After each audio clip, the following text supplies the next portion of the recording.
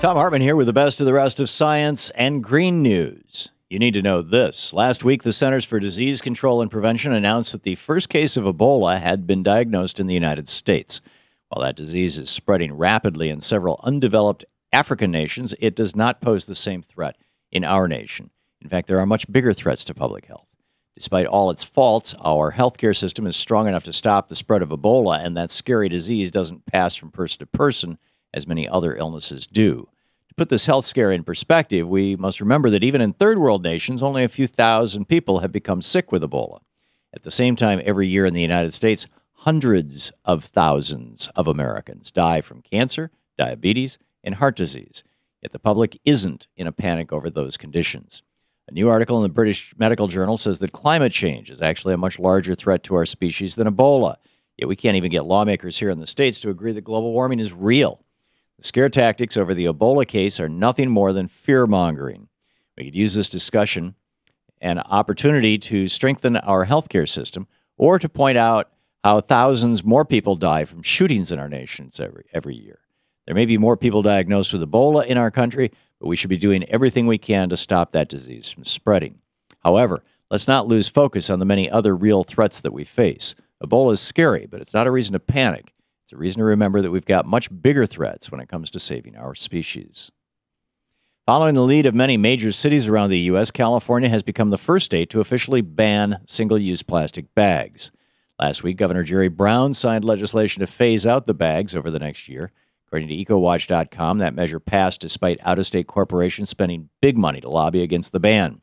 After signing the legislation, Governor Brown said, "This bill is a step in the right direction. It reduces the torrent of plastic polluting our beaches, parks, and even the vast ocean itself." He added, "We're the first to ban these bags, but we won't be the last." Environmentalists and activists have been working for the last decade to raise awareness of plastic pollution, and most people are now familiar with the now infamous Great Garbage Patch in the world's oceans. Single-use plastic bags account for a large portion of this waste, and many people have already made the switch to renewables. Bans like this one will provide that final push to make more people skip the plastic and go a long way towards protecting our environment. Much like human beings, the web of life can't survive when it's missing too many parts.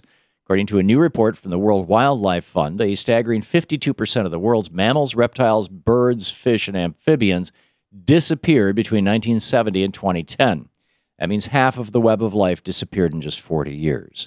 Sure, some extinctions happen naturally over the course of time, but human activities have accelerated the pace so much that the web of life can't keep up. Every time a species dies off, the web of life unravels a little more and loses more of its balance. As more and more species continue to die off, our planet is losing the interconnectedness and balance, and the web of life is becoming badly unraveled. Fortunately, there's still time for us to prevent a complete disaster, but it's time to get serious about fighting back against the greatest threat our planet and the human race have ever faced. If we put a price on carbon, we can help save the web of life and the ecosystem that supports our species. Check out greenworldrising.org for more information. The water on our planet is old, like really old.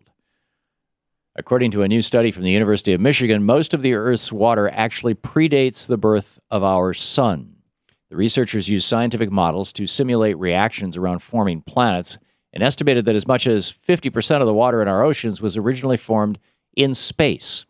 Connell Alexander, one of the study's co-authors, explained why this news is so important. He said, "If water in the early solar system was primarily inherited as ice from interstellar space, then it is likely that similar ices, along with the prebiotic organic matter, are abundant in most or all protoplanetary disks around forming stars." In other words, if the water on our planet came from space, that means that other planets may contain water and the building blocks of life just like ours. The researchers did explain that having the same molecules, hydrogen and oxygen, doesn't necessarily mean the planet could sustain life, but it's still pretty cool that there could be life-sustaining water elsewhere out there in outer space. And finally, New York State is going solar. Last week, Governor Andrew Cuomo introduced another $100 million investment in solar energy, which will increase New York's solar capacity by almost 70%. This investment marks a huge step in that state's $1 billion commitment to solar projects. Along with another $275 million in private funding, the state of New York is investing in green infrastructure that will allow them to move away from fossil fuels. The 142 new solar installations will help protect our environment, and they'll save New Yorkers a heck of a lot on energy costs. Solar projects will be spread throughout the state, and they're going to be split up to produce clean energy at schools, nonprofits, government buildings, and even businesses.